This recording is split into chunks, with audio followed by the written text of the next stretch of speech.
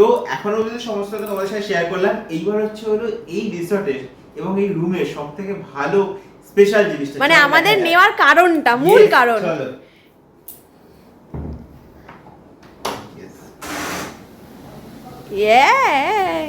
Balcony, আমাদের room থেকে বেরিয়ে এরকম একটা তোমরা ব্যালকনি পেয়ে যাবে।